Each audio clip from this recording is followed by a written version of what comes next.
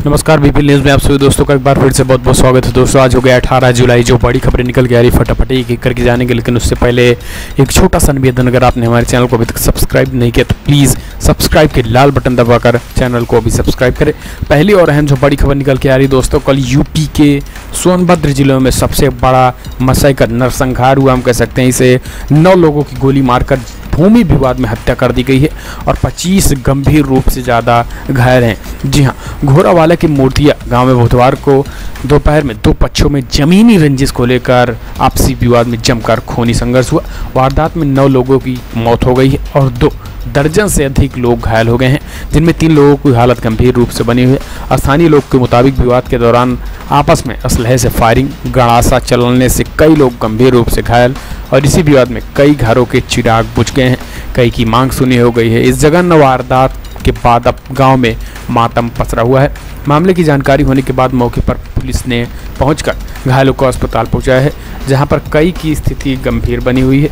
मृतकों में 3 महिलाएं और 6 पुरुष शामिल हैं। ग्रामीणों के अनुसार प्रधान पक्ष और गांव के दूसरे पक्ष को लेकर जमीन का विवाद था। बुधवार की दोपहर असलहों से लैस होकर प्रधान पक्ष जमीन के विवाद की काफ़ी संख्या में लोगों को लेकर कब्जा करने पहुंचे थे, जिसके बाद विवाद ने खूनी संघर्ष का रूप ले लिया। ग्रामीणों के अनुसार लगभग 90 बीघा जमीन कब्जा करने के लिए 32 ट्रैक्टर में करीब 300 लोग प्रधान पक्ष के लोग पहुंचे थे। कब्जे के दौरान फायरिंग और मारपीट के बीच देखते ही देखते लाशें बिछने लगी। पूरी तरीके से मातम का माहौल बन गया। हम आपको बता दें कि ज़्यादा संख्या में मौतें हुई हैं और पूरी तरीके से यूपी की कानून व्यवस्था पर लगातार अब सवाल खड़े हो गए हैं। यूपी की कानून व्यवस्था पर सवाल खड़े करते हुए समाजवादी पार्टी के अध्यक्ष अखिलेश यादव और कांग्रेस पार्टी की महासचिव प्रियंका गांधी ने भी जबरदस्त योगी सरकार पर निशाना साधा है। हम आपको बता दें कि ये कोई पहला मौका नहीं है। कल भी परसों भी लगातार यूपी में जबरदस्त क्राइम बढ़ा हुआ है। अयोध्या में समाजवादी पार्टी के नेता अखिलेश यादव की भी गोली मारकर हत्या हो गई थी 2 दिन पहले।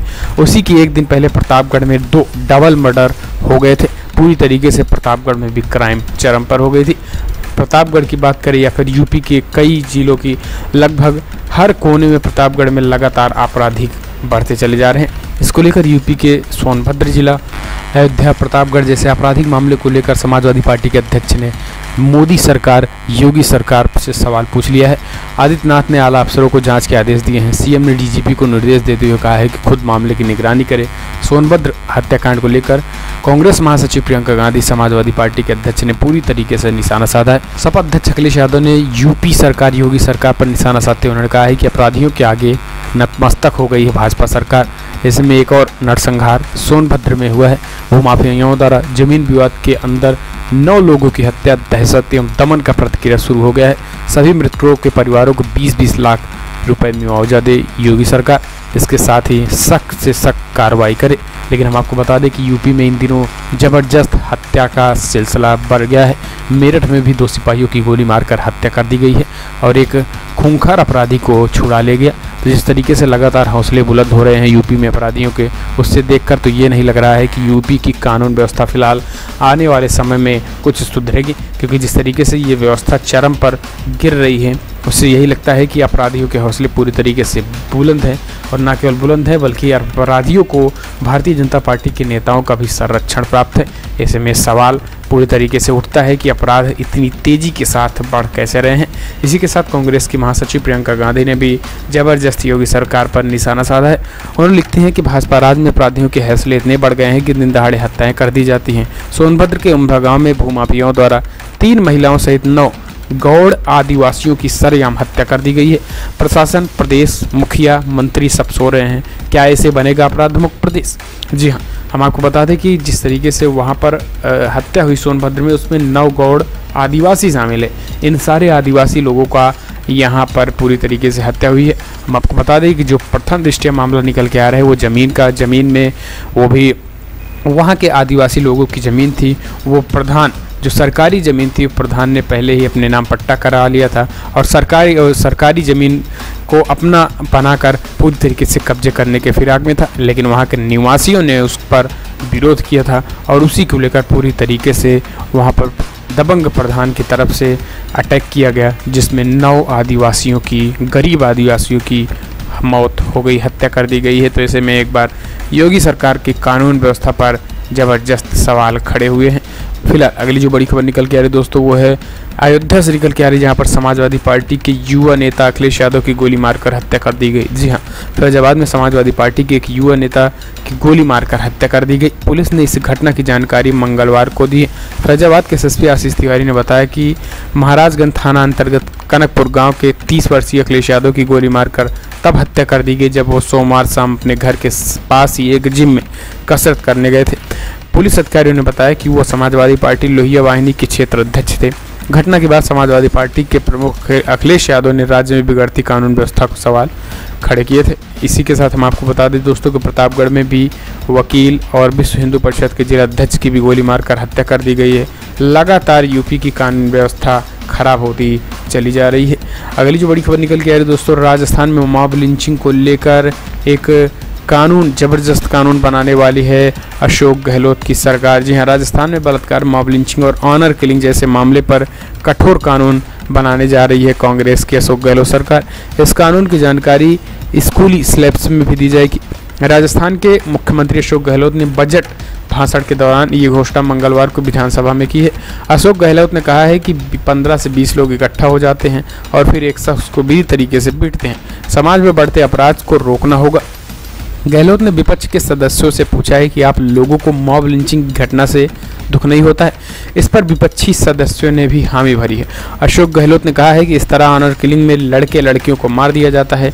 इसके लिए उन्होंने सिरोही की एक घटना का जिक्र किया है जिसमें एक लड़के और लड़की को जिंदा जला दिया गया है। इस घटना के बारे में मीडिया को पता नहीं चल पाया है। राजस्थान में बलात्कार की बढ़ती घटनाओं का जिक्र करते हुए सीएम गहलोत ने कहा है कि स्कूल में बच्चों को पढ़ाया जाएगा कि महिला उत्पीड़न, महिला अपराध और बलात्कार एक बड़ा अपराध है और इसके लिए फांसी तक हो सकती है।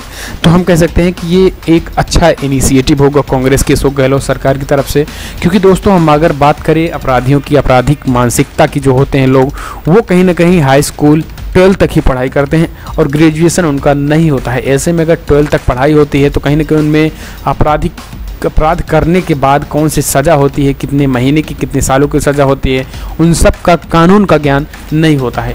ऐसे में जिस तरीके से अशोक गहलोत सरकार ने ये बताया है कि पूरी तरीके से क्लास 8 हो या फिर 12 तक इन बच्चों को पढ़ा दिया जाएगा कि आखिर बच्चों से फांसी होगी तो क्या होगा, कानून की सारी विधि बता दी जाएगी। ये अपने आप में एक अच्छा इनिशिएटिव है। अगर आप इसको एक अच्छा इनिशिएटिव मानते हैं तो इस वीडियो को दिल से लाइक कीजिए और आप अपना समर्थन व्यक्त कीजिए कि और ताकि शिक्षा में सुधार हो सके और 12 तक ही सारी अपराधों को लेकर पूरी तरीके से एक एक अपराध के बारे में बता दिया जाए और इसमें कितने सालों का पूरी तरीके से सज़ा होगी अगर कोई पर्टिकुलर इस अपराध को करता है। तो अगर आप ऐसा मानते हैं तो कमेंट के माध्यम से अपना समर्थन दर्ज करें। फिलहाल चलते हैं अगली बड़ी खबर की तरफ से। आरएसएस सहित 19 संगठनों की जांच करेगी नीतीश सरकार की पुलिस। जी हां, बिहार में एक अनोखा काम नीतीश कुमार सरकार करने जा रही है जो कि एनडीए सहयोगी है। बिहार में स्पेशल ब्रांच की टीम अब राष्ट्रीय स्वयंसेवक संघ समेत 19 संगठनों की कुंडली खंगालेगी। स्पेशल ब्रांच की इंटेलिजेंस विंग ने आरएसएस और उनके अनुषंगिक संगठनों के राज्य पदाधिकारियों के बारे में जानकारी इकट्ठा करने के आदेश दिए हैं। स्पेशल ब्रांच का ये आदेश सुर्खियों में है। इसके उजागर होने के बाद बिहार में राजनीति भी गर्मा गई है। वहीं आरएसएस के वरिष्ठ नेता इंद्रेश कुमार ने कहा है कि मैं नीतीश कुमार के फैसले का स्वागत करता हूं। तो वहीं बिहार की पूर्व मुख्यमंत्री राबड़ी देवी ने इसको बीजेपी का चाल बताया है। हालांकि आप किस तरह नज़रिए से देखते हैं, कमेंट के माध्यम से अपनी राय देना ना भूलें। अगली जो बड़ी खबर निकल के आ रही दोस्तों वो है उत्तराखंड से, जहां पर नगर निकाय के चुनाव में पूरी तरीके से बीजेपी की पोल खुल गई है और यहां पर ईवीएम ना होने के बाद कांग्रेस पार्टी की जबरदस्त जीत हुई है। जी हां, दरअसल हम आपको बता दें कि कांग्रेस ने प्रदेश के 2 नगर निकायों के प्रमुख पदों पर कब्जा कर लिया है। विधानसभा चुनाव के बाद लोकसभा चुनाव में भाजपा के हाथ बड़ी जीत हुई थी क्योंकि चुनाव ईवीएम से हुए थे, लेकिन यहाँ पर जैसे ही बैलेट पेपर से चुनाव हुआ और भारतीय जनता पार्टी सत्तारूढ़ पार्टी पूरी तरीके से सफाया हो गया, कांग्रेस पार्टी की जबरदस्त वापसी हुई है। बीते वर्ष प्रदेश के कुल 84 नगर निकाय में हुए चुनाव में जिला मुख्यालय की तकरीबन सभी प्रमुख नगर पालिका परिषदों में कांग्रेस ने बेहतर प्रदर्शन से भाजपा के माथे पर बल डाल दिया है। अब 2 नगर निकायों में एक मैदानी जिले उधम नगर सिंह बाजपुर और नगर पालिका परिषद, दूसरी पौड़ी की नगर पालिका परिषद एक प्रमुख के चुनाव में कांग्रेस ने जबरदस्त जीत दर्ज की है।